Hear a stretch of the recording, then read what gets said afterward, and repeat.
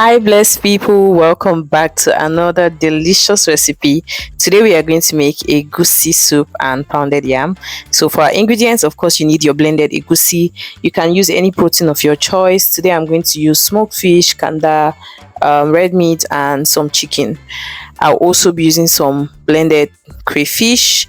I'll be using the chicken stock from my chicken. I'll also be using some blended onions. You could chop yours if you like. I'll be using some maggi crevettes and some salt, some white pepper and bush pepper. You guys know when I'm using egusi, I'm always using some bush pepper, blended garlic and ginger, and my red oil. I've been liking to cook my foods with red oil a lot. I'm sure you guys have noticed. This is my what should I call it? That's my okomobong vegetable. Leave the English name down in the comment section. That's my pepper and some oil. I am just going to put my oil in the fire and then allow it to heat up for a bit. I am going to fry my chicken with red oil. You guys, it feels like eating kati kati.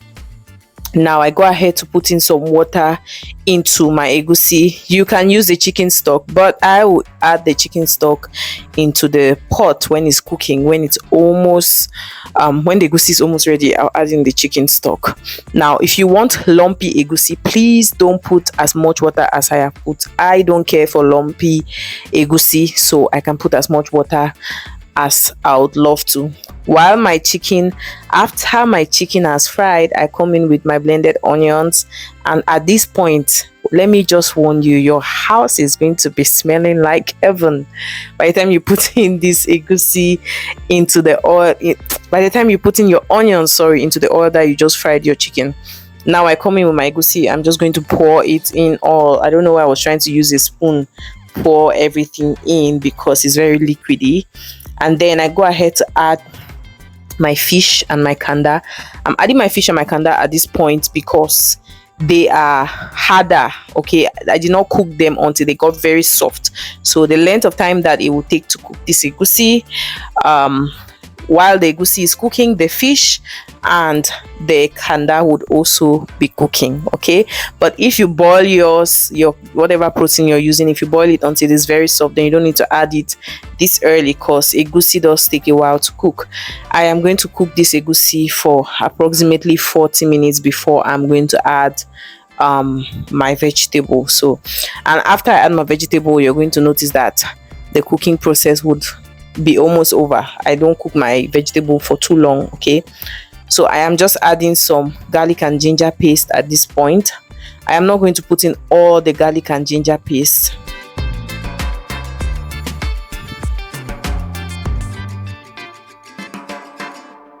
Now coming in with my chicken stock. Like I said earlier, I was going to add it while my pot is on the fire cooking. So I'm adding my chicken stock now. And yeah, I'm going to add some seasoning cubes, some salt, and then I'll allow my egusi to cook. You guys, raw egusi is not friendly. It is not friendly at all. So this is after cooking for about 20 minutes. The egusi is getting thicker. So if you were worried about the water I was putting in my egusi at the beginning, you can see that it has gotten really thick.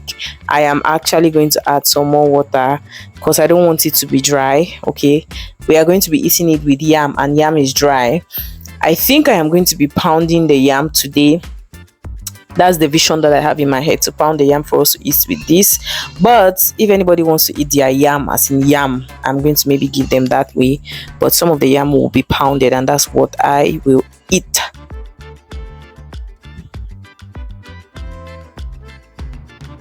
Adding the remaining chicken stock into the pot, stirring it and giving it a taste to know if all my seasoning is enough or if I have to come in with a little more. And when I'm putting in my seasoning for this, I'm now adding up the remaining garlic and ginger paste, my white pepper and my bush pepper. You guys, the only reason why I add bush pepper into my egusi, any egusi pudding, egusi soup, egusi whatever, when there's egusi in my pot, know that there is bush pepper following. The only reason why I do this is because growing up, I can't even remember which auntie, but the influences that the people around you have is so tangible and it can be lifelong. I heard one of my aunties saying that when you're cooking egusi, if you put bush pepper, the egusi is not going to disturb people's stomachs. I don't know how true that is, but since then, if I don't have bush pepper, best believe I am not cooking anything with egusi. So that's why most times you see me add bush pepper in anything that has egusi. I just came in with some more salt, seasoning, and some crayfish because I needed to taste in the mouth. So I'm coming in with my meat. I just chopped it into small pieces because it's nicer that way. I don't know, there's just something about having particles in your food in small chunks. Okay, so I'm going to close the pot and allow it to boil again. When it's boiled very well and I'm sure that it's ready, that's when I am going to add my vegetable. Just keep watching. Drop in the comment section if you'll be trying out this recipe. What do you like eating your egusi vegetable soup with? Do you prefer with gari, with fufu, with what do you prefer it with? Drop it in the comment. And if it's your first time on this channel, please do well to subscribe, and I will see you guys in some more videos. Now I'm adding my chicken. We have come to the end of this cooking because once the chicken goes in, chicken doesn't need to cook a lot. I already steamed it and fried it, so once the chicken goes in, you know that it's about time to turn off the heat. So I'm going to add my vegetable, and after the vegetable is added, I'm going to lower the heat of the fire and then just allow the pot on the fire for about 10 minutes, and that's going to be it.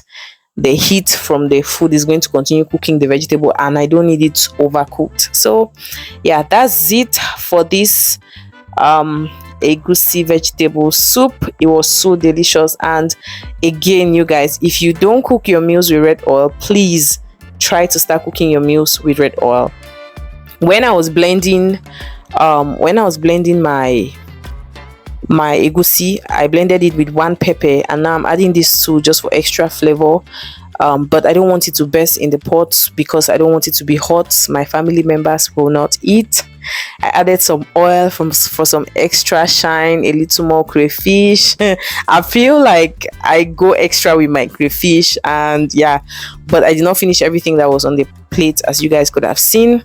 Add as much vegetable as you want, whatever quantity it is you are comfortable with, just keep adding. Some people like their egusi vegetable soup to be very vegetable-ish,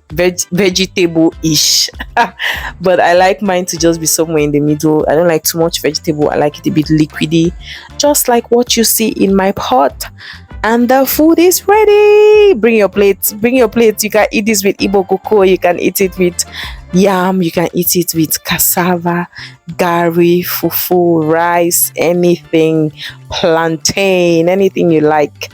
Drop a comment if you're going to try this recipe. Subscribe to the channel, and I'll see you guys on the next video.